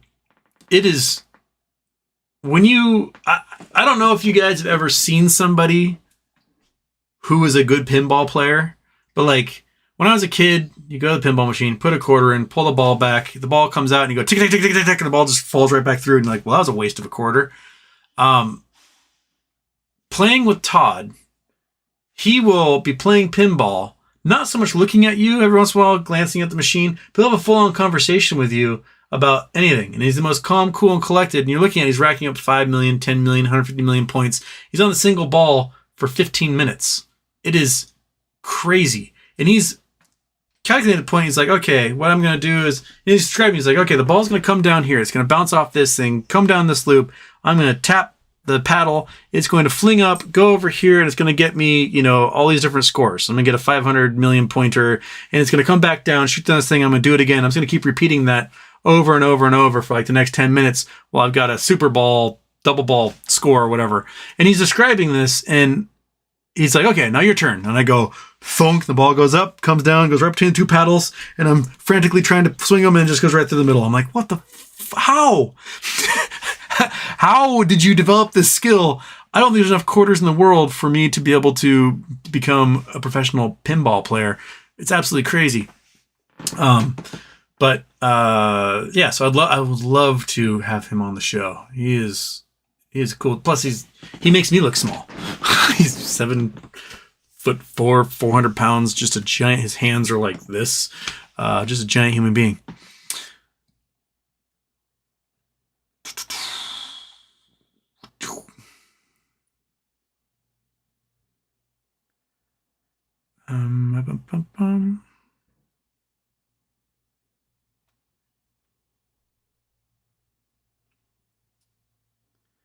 Tom R., what about Dragon Force guitarist who owns a lot of these arcade machines? Oh, is he a big name too?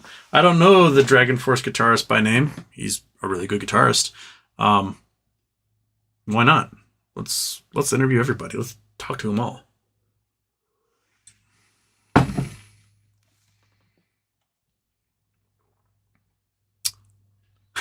Ava, speaking of blobs, you see the Fox Weather dude that drew a blob. He drew a big old cock and balls. I mean, it's really funny because Florida's already shaped like a wiener, but he just like made a whole new one out of the projected paths of the storm. Matt Johnson, take my straw and I put it in your internet. I drink your internet. That's what my neighbors are doing constantly. Constantly, man. All right. Houston, did you watch the Jimmy docu on Netflix? Painful. Apparently we are greedy because we are damaging hedge funds and therefore pensions. Also, all short covered, apparently. I kept getting madder. I haven't seen it yet. That's the documentary I was supposed to be in, so I'm glad they didn't put me in that. They interviewed me several times and were like, oh, we'll schedule a filming in Seattle, and never got back to me on that one. So, huh.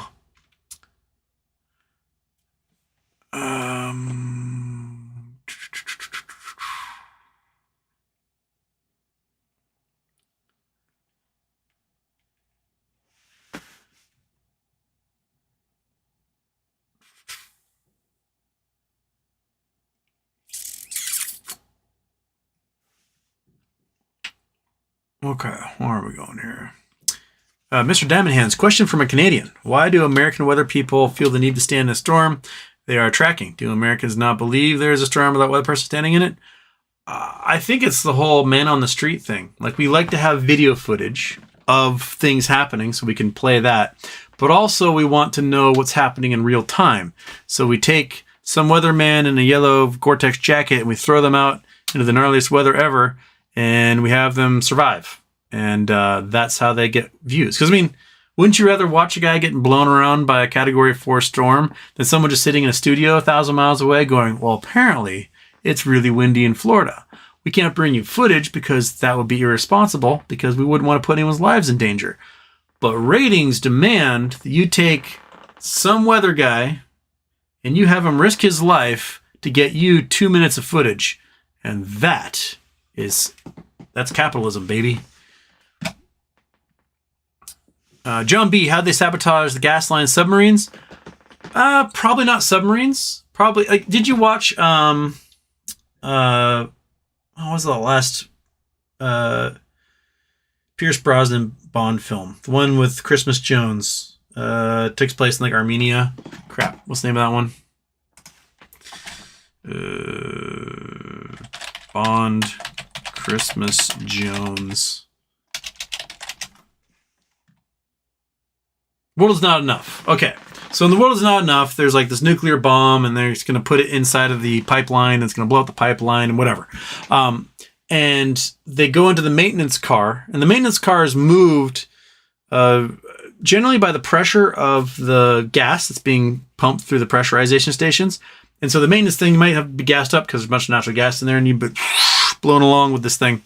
And it's very likely, and this is what Trent Tolenko and some other analysts are thinking, is that the Russians put two of these things in from either end of pumping stations, and with a bomb. It doesn't take much because it's full of a bunch of methane, and you just light that sucker up, boom, breaks the pipeline. Easier than using submarines, safer for the people, because it's just, timer on a machine that's traveling through these things. So you just, put one of those little carts in there, put the timer on, send it on its way, and it blows up and destroys the pipeline. There was another terrible movie I watched recently. It was about like a British SAS guy and the pipeline that goes under the channel blowing up. Ah, crap. But the blowing up pipelines is pretty easy because it's full of a bunch of explosives. So as long as you got yourself a spark and some oxygen and some pressure, boom. So that's probably how it was done. I think, having the explosions were measured on Richter scales. They were able to measure when the explosions happened in the pipelines, kind of where they were. And my guess is they were done from inside rather than a submarine. It's just a little risky putting a submarine down there for that.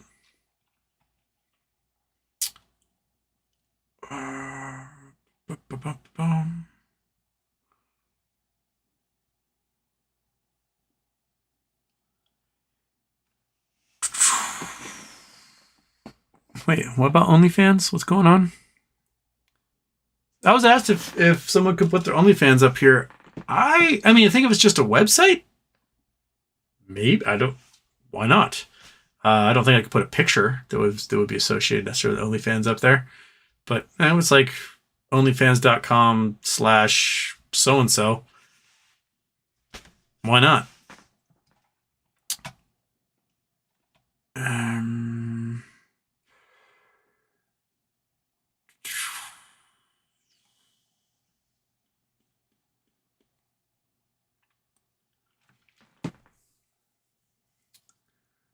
And on C-SPAN, I got pictures of anything except debris in my yard. Had kids to take care of this time. Irma did the exact same thing to the bay, but because it came up the east, I did see intercoastal drain. Okay, so you didn't get out to the Tampa Bay itself. See it all drained out.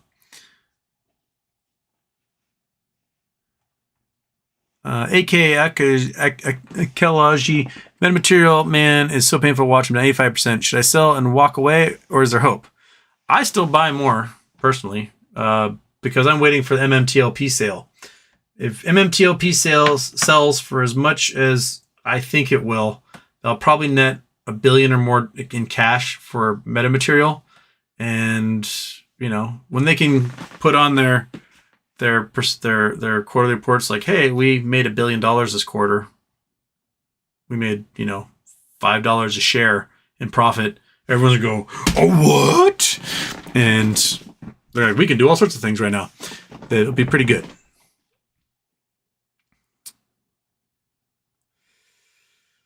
Dick P, good morning from Ireland. Welcome, my man.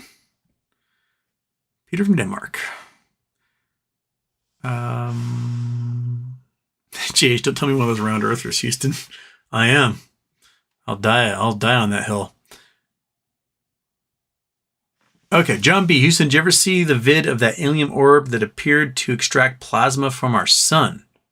No. Alien orb.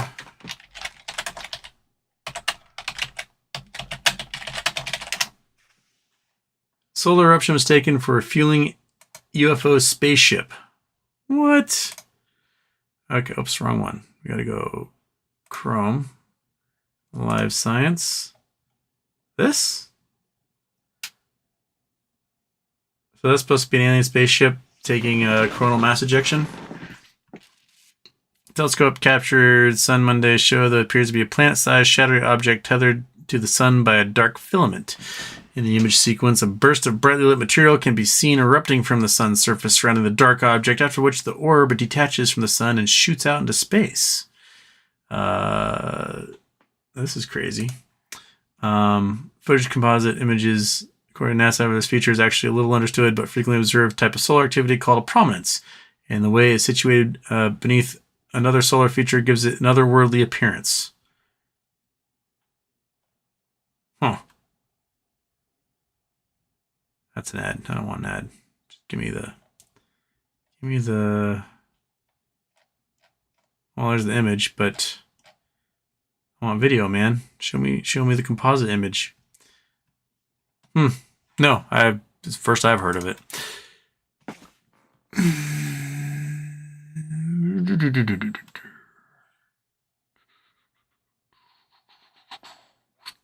Oh, and of course the reset. Oh, it's 11:19. We're almost to Houston turns into pumpkin time.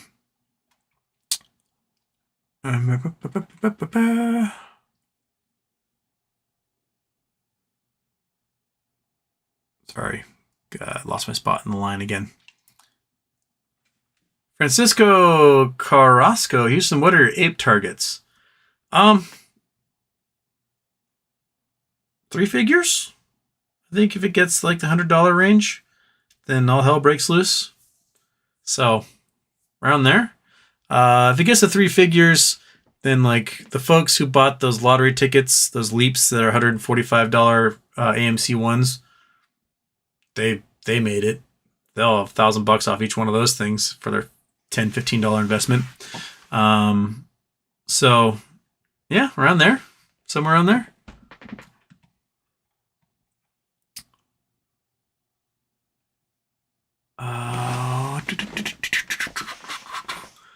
Yes, that's my new Twitter, Diaz. Housturd.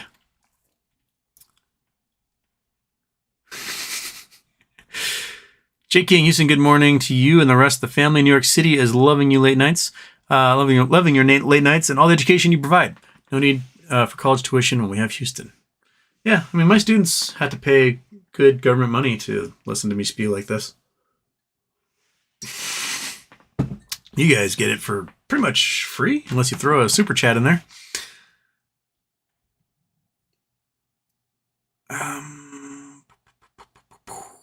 Ava, nah, changing my high school teacher freaked me out. Thanks, though. It is early morning in Scotland, 7:05. I'll be getting to bed around then. DVS Houston, is hypnotism real then? I thought I was just acting for fun and joke. No, hypnotism is a real thing. Some people cannot be hypnotized. About half the people with a really good expert can be, and then a third of them are super easy to hypnotize. Like really, really, really easy. You can do it without them even knowing they're being hypnotized. You can startle them enough right off the bat to not expect it, and you can hypnotize them. Some people just have to get in the frame of mind, like, okay, I'm going to hypnotize you. And all of a sudden they're like, all right, I'm going to be hypnotized.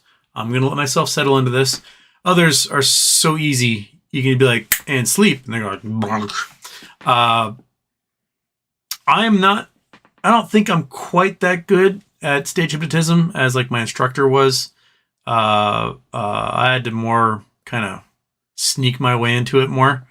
And I would definitely, if I ever was on Big Brother, I would have to I would have continued doing classes another few weeks to get even better. But when I had that terrible, my friend quit in a blaze of glory, I was like, well, I'm going to save myself some money and I'm not going to take any more classes.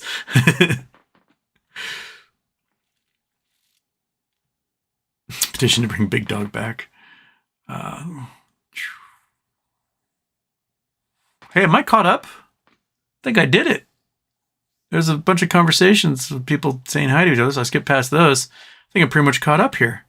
Guitar Stuff Houston, do you think they could let AMC run and take the hit and people would just walk? No. I mean, no.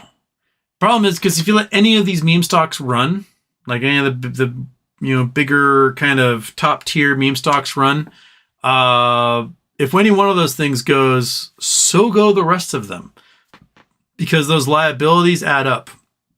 So if you have to do a margin call because AMC screamed, then you have to sell other assets to cover the other short. Because if you're selling assets to close this position, then your assets under management shrink, which means the other liabilities are now overwhelming. So you got to sell the rest of those assets to cover these positions, and they're going to be buying and closing, selling assets, buying short shares, and closing positions, and it's just going to happen for all of them. Which is why we saw a spike of all those stocks in January 2021, and a week later we saw the same spike in all those OTC stocks.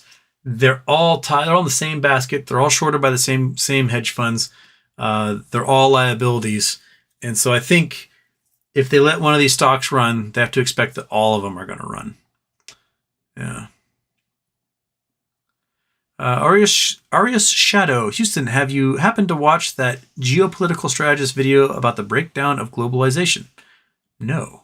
It also touches on expected price increases due to the baby boomers no longer receiving a biweekly paycheck, retirement, nursing home, so the consumption demand for goods drop. Well, yeah, there's going to be less people in the first world. In developing nations, they're still producing babies, too many babies.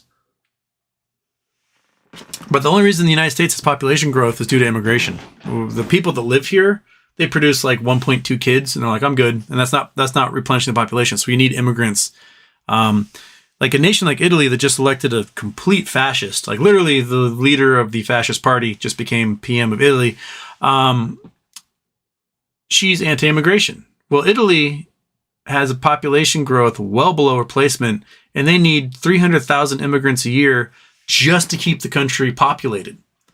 There's a reason why you can go to Sicily and southern Italy and you can buy homes for €1, because there are no people for those homes. The young people left the small towns. They moved to the cities. The small towns have no one coming in. Their economies are completely collapsed. They need people to farm and to do wine grapes and do all that stuff.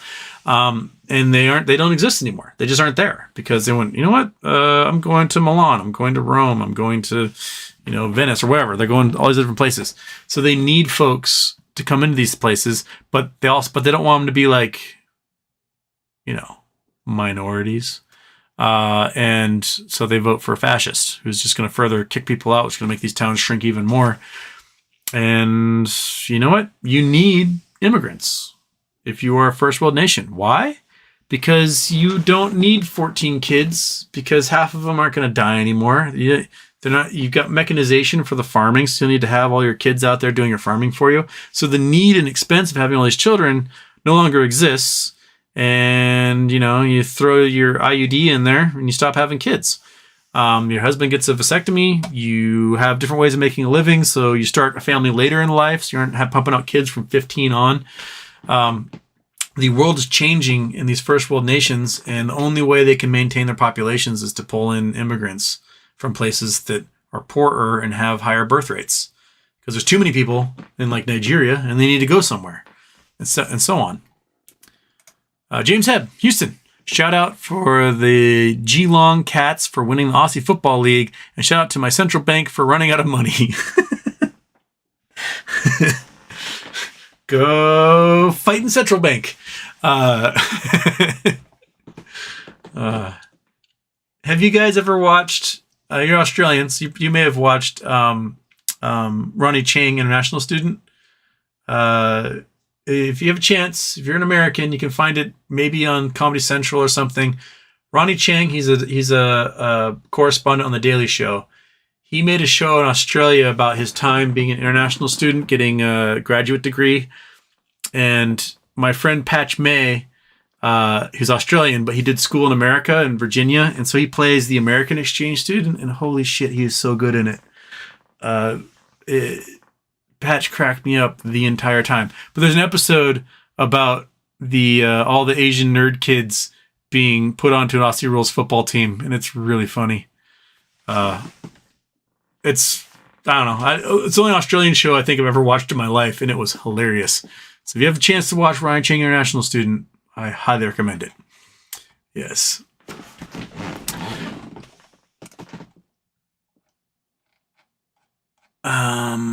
Where was I?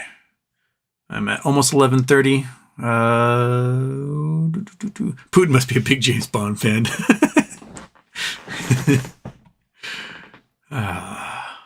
Golden Nugget, what do you think with RC going quiet lately? There's probably things in the works, and or they're waiting for that lawsuit to get tossed, because the guy that brought the lawsuit about them pumping and dumping, the court was like, so where's your evidence? And he's like, I don't have any. And if you don't have any evidence that they pump and dumped, then toss them.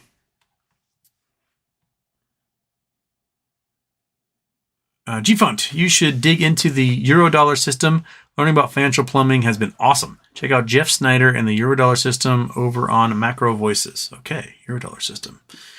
Mark Kilpatrick, thanks for all you do. Great show, Mr. Wade. Citizen 54. What's the moon made of?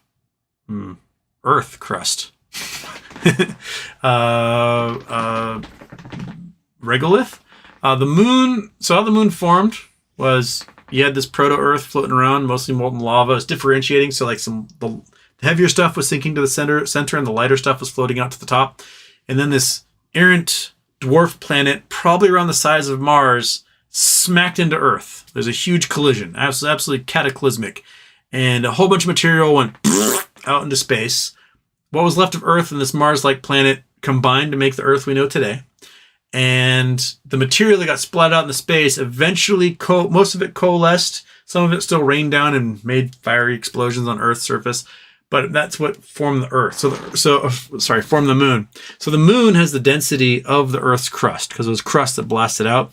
So the entire density of the moon is about 3.5 grams per cubic centimeter, which is the same as the density of the crust. Whereas like the core of the Earth is like 15, 16 grams per cubic centimeter. Like, 6 times heavier, 5-6 times heavier. When they did the deep borehole in Siberia, they dug down like 16 miles. They think some of the rock they dug through was the rock from that proto-planet that smacked into Earth 4 billion years ago to make the moon. When they got some of the cores out of there, like, what is this stuff? This might be completely extraterrestrial. Even though it became terrestrial when it made up the Earth. But, yeah. So, there you go. Okay. That's it. Thank you, everybody. Thanks for stopping by. We'll do a show Friday. I think afternoon. I think we'll do a show Friday afternoon. I got my updated booster shot earlier today, so I'm expecting tomorrow I'm going to be passed out. So I'm not doing anything tomorrow. But I'll see you guys Friday. I think sometime around close of the trading day for Friday. Until then, everybody have a great night. Thank you so much for stopping by. I love that I can get 250, 300 of you at midnight-ish to hang out with me. But I'll do a daytime show on Friday, and I'll see you then. That cool? All right, everybody, have a good night. I'll see you Friday.